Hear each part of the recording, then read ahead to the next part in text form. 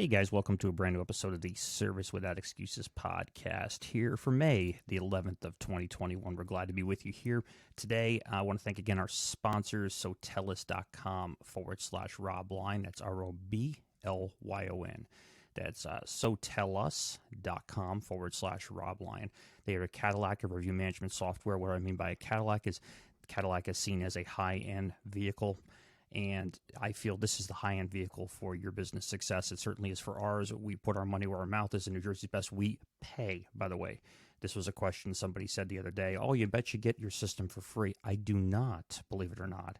And I have no incentive unless somebody actually goes and gets the program and signs up for it. So I personally pay the full price every month, not a discounted price, the full price every month, because I believe in it so much. What that means to me is having great content, great information, great feedback from our customers, and we pray and we hope that they are great pieces of positive feedback. But we also realize sometimes we won't be able to do it, and it gives us the ability to fix it, to fall on our own sword, and to make something work. But what really is the most important part to me is it gives us true credibility on the street. You know how I am about reviews.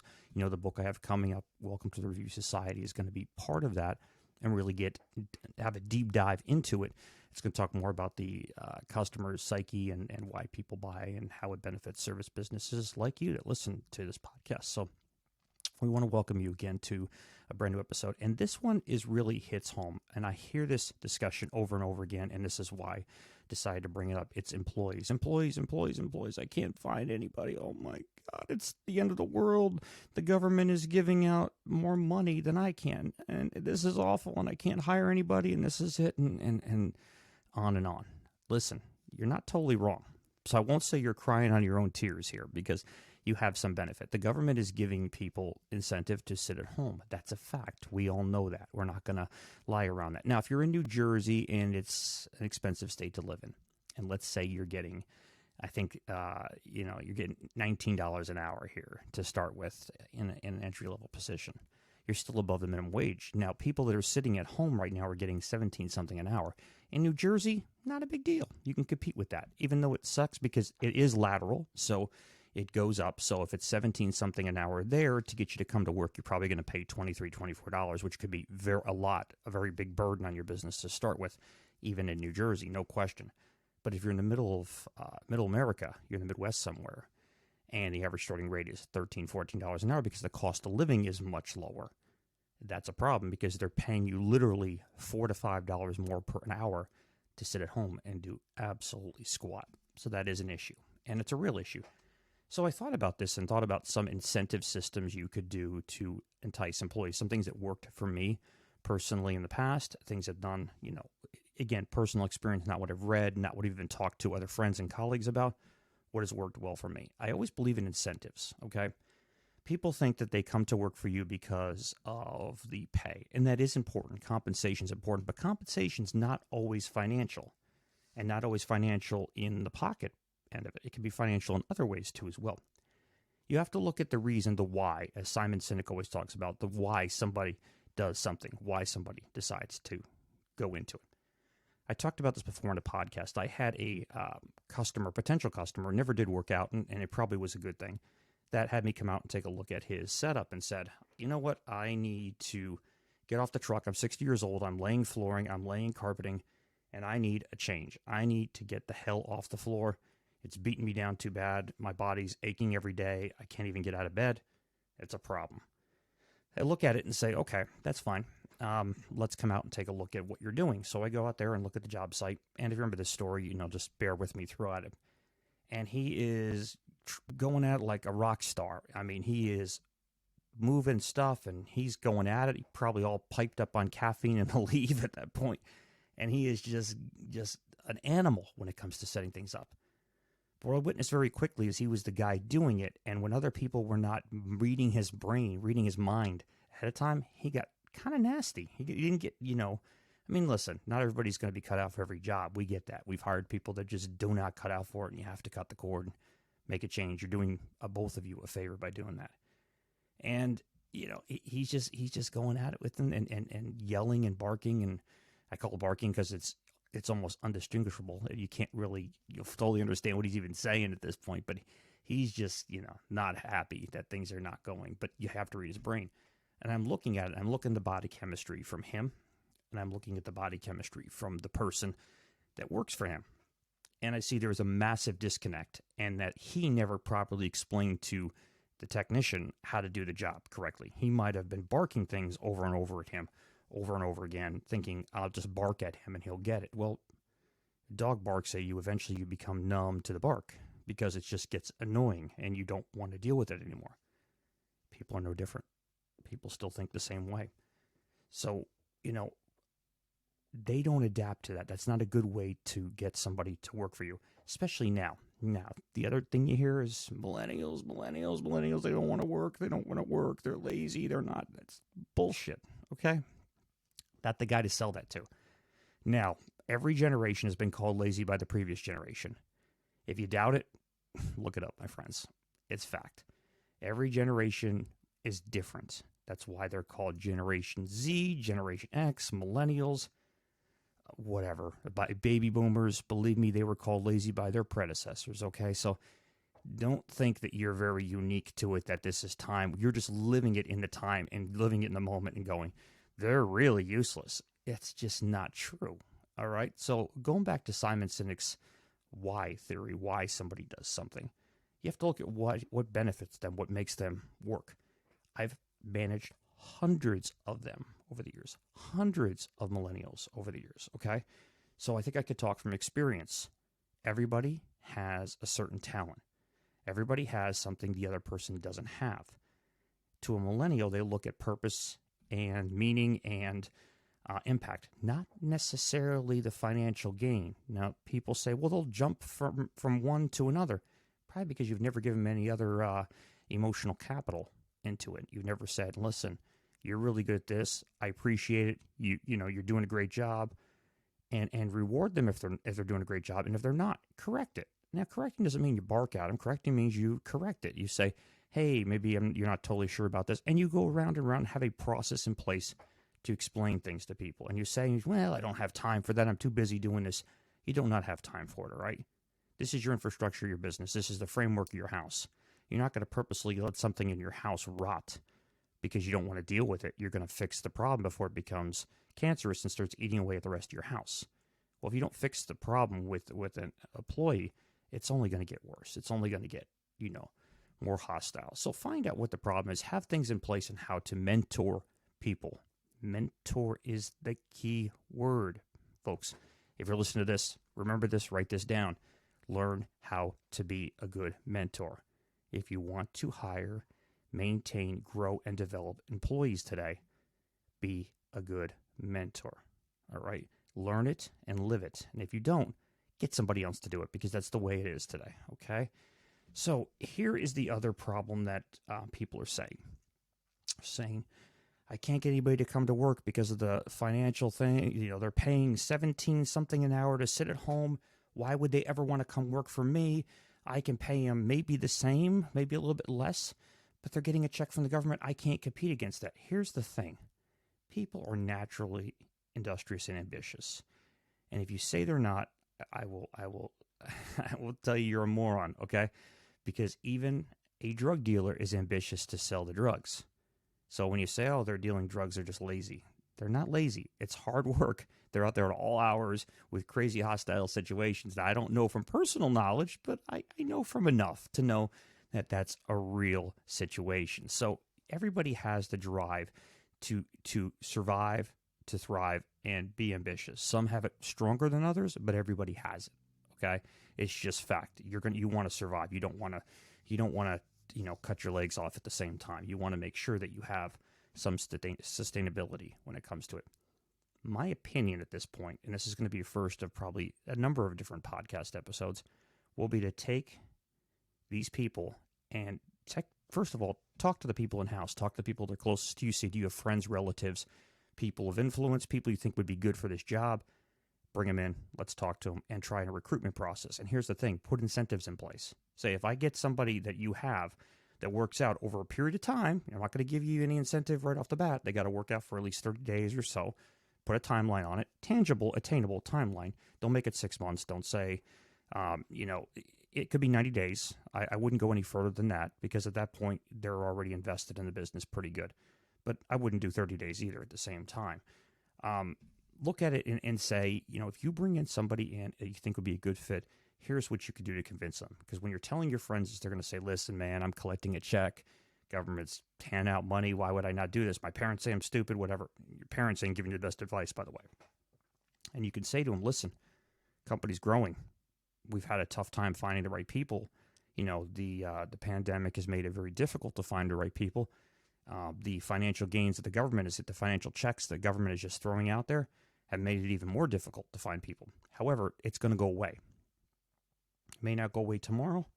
It's going to go away in the next 30 to 45 days, in my opinion, from this date. I think they're just going to cut the cord. All right. So you need to be ahead of that rush of people looking for work in the country. Therein lies the other key. You want to be on the quote-unquote ground floor. Now, some people say that saying is cheap. It's not cheap because even if your business is well-established, doing very well, maybe did very well last year, you're still going to continue to sustain that growth. And as the country roars back open, they're going to hire and need more people. And if you're in the technical side of it, the service side, it's not somebody you can just take off the street and say, here's what you do. Even in a carpet cleaning, I can't put somebody in a truck 2 or 3 days and say, here you go. Not the way we do it here at New Jersey's Best. It's not possible. We have systems and procedures in place that have to be learned and lived. And even if you learn it quickly in a week or two, you have to live it and get it as part of your daily execution of how your duties are here at New Jersey's Best. So look at it from the standpoint that these people can get in early before the rest of the fold comes in. An example of that is been a musician my whole life, okay? But before I was able to play music, as a young kid, I might have been rattling on the guitar or something a little bit. And I went to see a concert. I can visually picture this. And most of you, by the way, can visually picture this because you've either probably done it or thought about doing it. You ever get, you find a side door or back door where somebody says, hey, come on in, or somebody knows somebody in the band or maybe at the facility. Well, that was what happened. So you go in there, you go in through a side door, you get a little VIP pass. You get the pass going on, you're walking through the hallways, you're seeing all the gear and all the road cases in the hallway. It's awesome, man. You're like, oh my God, I'm here. This is great. And you go in and you walk to the front of where the stage is. You're not on the stage, you're in the front. And the band that you're there to see, that are your idols, you're just enamored with this musical group, with this band, with these fantastic musicians. You're front row and nobody's around you, maybe 2 or 3 other people, but generally it's you.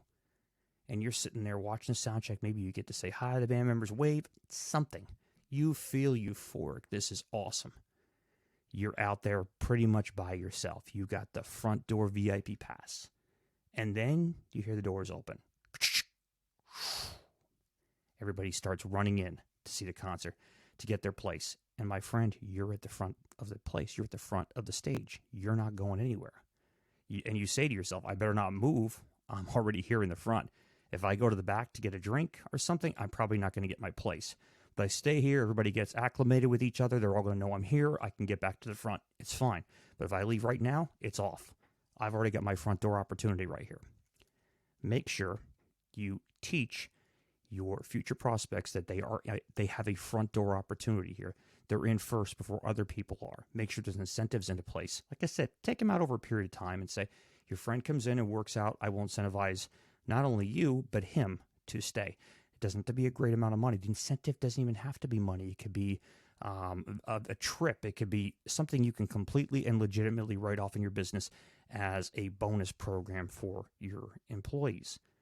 Think about incentive programs to do it. And the incentive could be just simple. You want to be in here early on because when everybody else rushes to the door, they're all going to be in second. You're going to be in a better position to move up and grow with the company. Very, very simple, easy way to implement the front door strategy. You're the first in line. You got the VIP treatment. You're in there. You're treated as its own VIP. Now, when it comes to training and mentoring, you have to be good at this mentoring thing. You have to make sure the people that are in there, once they're in there, you properly manage. One of the big things I work with companies in my own consulting and coaching business that have the biggest struggles, Many people are lousy managers. Even with college degrees in management, they tend to suck at it. It's just because you can't learn it in a education setting. You can learn theory in an education setting. You can't learn real world applicable, things you can apply out there every single day. You have to learn it from experience. And this is the key to growing your business is having those people that are good at mentoring. If you're barking orders at employees, you're not going to keep them. They're going to go somewhere else, or they'll go back on unemployment. Worse yet, and which is a burden and strain. And by the way, we're all paying for it, so it should bother you if it doesn't. Look at it from the standpoint of what can this person bring value to? In my business, each person has their own key skills. Some are very good at leadership. So let's just say, hypothetically, you have a person that comes in, he has a friend that just got out of the military. He's been in the military 4 years, served his country, and thank him very much for that, or her very much for that. But they've honorably served their country, and they come in.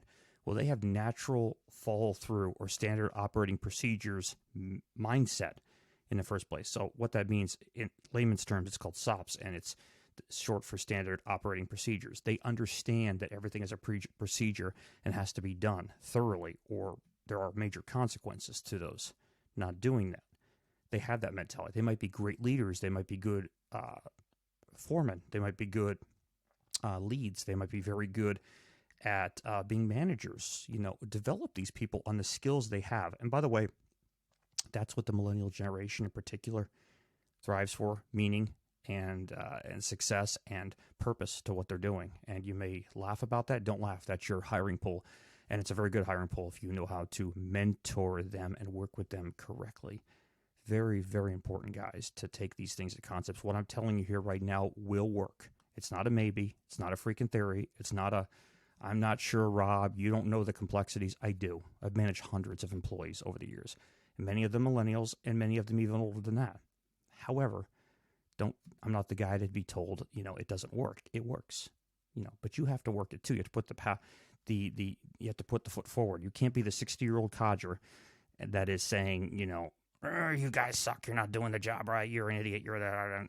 Nobody wants to hear that. They'll walk away. They'll go to somebody else that will mentor them correctly, who will treat them. So give incentives to find people that are good. Incentives are everything from you're on the ground floor opportunity to you're on the ground floor opportunity. And if we pass 90 days, each of us get blank. All right. Don't make anything crazy. It has to be something attainable. It has to be something big enough to give them a real incentive to do it. You can do this. And by the way, that will start the recruiting process of getting the good, right, quality, incentivized, and properly motivated employees in your door right now. Even with all this money being put in, because guys, it's going away. And that has to be told to everybody. It's going to go away. The country can't sustain it. We'd be broke. We'd be a third world country without shutting that off soon. And I don't go into politics and say that's what some people's motives are. I don't believe that. I believe the motives are to still be a capitalistic society and grow and have everybody have the option to be somebody of tomorrow. I fully believe that. That's why I believe we're the greatest country in the world. It doesn't mean other countries are not phenomenal.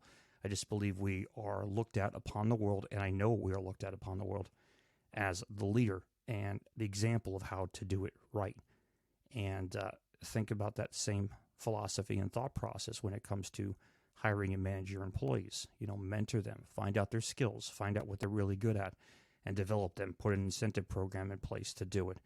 Teach them and mentor them on the benefits of what they're doing. If they're doing something wrong, train them. Go back to it and say, all right, let's try this again. Maybe I didn't explain it right. So let's try this. Don't bark at somebody and say, you're an idiot, you shouldn't be here. That doesn't serve any purpose at good at all, especially with the current hiring generation. I'm not telling you to patsy around it. I'm just saying put your motivational skills in place and try and get the most out of somebody. You may be one word away from getting the perfect employee that you thought was just shit, just wasn't good. But they might be one word away from being that perfect employee. So think about that. All right, guys, thank you so much for joining us today on the Service Without Excuses podcast. We're going to talk on this more in detail because this is a broad subject. A lot of people ask me to talk about it here on the podcast. And it's just something that you could take in actionable right now. And please don't say or discount the advice before you try it. If you're saying, Rob, I've tried all this. I don't want to do it. I tried. It just doesn't work. Bullshit. All right? Simple bullshit. All right? You haven't tried, because it does work. And people are doing it every single day to motivate people and getting them back into the fold. We are naturally ambitious, driven people in America. I can't say for other countries, but I can tell you even there, for the most part, it's the same thing. We have the will and desire to survive and to thrive. And some people have it stronger than others. Some people don't. And I want you to think and take this little example. You know, people say, not that I condone this at any way, but this guy's selling drugs because he's lazy. Well, he's not selling drugs because he's lazy, just selling drugs because he wants to sell drugs. He thinks that's the right path to be there. The thing is, it's not an easy job. It's a dangerous job, number one. And number two, it's a hardworking job with, for the most part, low pay unless you're up the chain. So you're going out there selling stuff that can get you pinched and arrested at the drop of a dime. So it's not easy work. It's mentally taxing, and it can be physically taxing with long hours. That person is labeled as lazy? My ass. It's not. That person just needs to be redirected in a positive mode. You take that person out of that and say, hey, listen, here's a better job. Here's something with a future to it. Here's something legal, legit, and you can grow with it. And it doesn't have a funnel door down. It has an upside to it. Nothing but upside if you put the effort into it. So please don't try and tell me personally that they don't want to work and this is it. I'm just the wrong guy. I mean, I agree wholeheartedly with Simon Sinek on this one, that you have to find, train, motivate, develop, and build the proper people in your organization. All right, guys, thank you so much for listening to Service Without Excuses podcast here today. Again, sponsored by Sotellus, sotellus.com/Robmlyon, ROBLYUN. Go ahead and check them out. They are, again, the Cadillac of review management software. They are awesome at getting great feedback to the right people that are interested in hiring you for your reputation and not for your cost or your investment. They realize the investment is worth it when they hire you because of what others have said. It clears out a lot of the people that just don't want to spend any money, don't want to invest in having the job done right. Keyword invest. It's not a cost, it's an investment. So when they're hiring you for your company, whether you're doing a plumbing service job, landscaping job, painter job, carpet cleaner job, disaster restoration, they're hiring you for the mentality you have and the benefits and values that you bring to them, the end consumer, at the end of the day. So guys, again, take a look at sotellus.com/Robmlyon. And it's a great program. And again, like I said before, we pay full price for it. We insist on paying full price for it. They do sponsor the program. And I don't look for any freebies. I look for people that I think build automation for tomorrow and make your life easier to partner with. Again, thank you so much, guys. Have a great day.